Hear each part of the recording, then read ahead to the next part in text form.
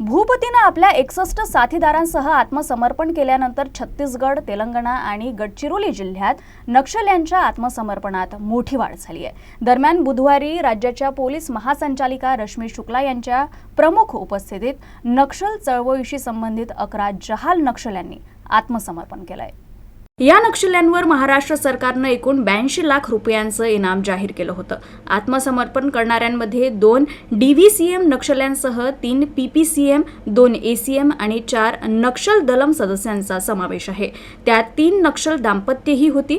या सर्व नक्षल्यांचे संविधानाची प्रत घेऊन DGP शुक्ला यांनी समाजाच्या मुख्य प्रवाहात स्वागत केलं। आत्मसमर्पण करणाऱ्यांपैकी 4 नक्षली गणवेश व शस्त्रांसह हजर झाले होते।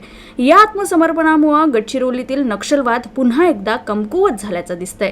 C60 कमांडोद्वारे केल्या जाणाऱ्या घातक कारवाया आणि नक्षल्यांच्या वाढत्या आत्मसमर्पणामुळे आता जिल्ह्यात मोजक्या नक्षल्यांचीच उपस्थिती उरली आहे। हे नक्षलीही लवकरच आत्मसमर्पण करतील अशी आशा आहे। ग्रामीण विकासासाठी सुरू असलेल्या सातत्यपूर्ण कामांमुळे नक्षल्यांच्या हिंसक हालचाली शून्यावर आल्या आहे। त्यामुळे गडचिरोली जिल्हा लवकरच नक्षलवाद मुक्त होईल असा विश्वास पोलीस महासंचालिका रश्मी शुक्ला यांनी व्यक्त केला।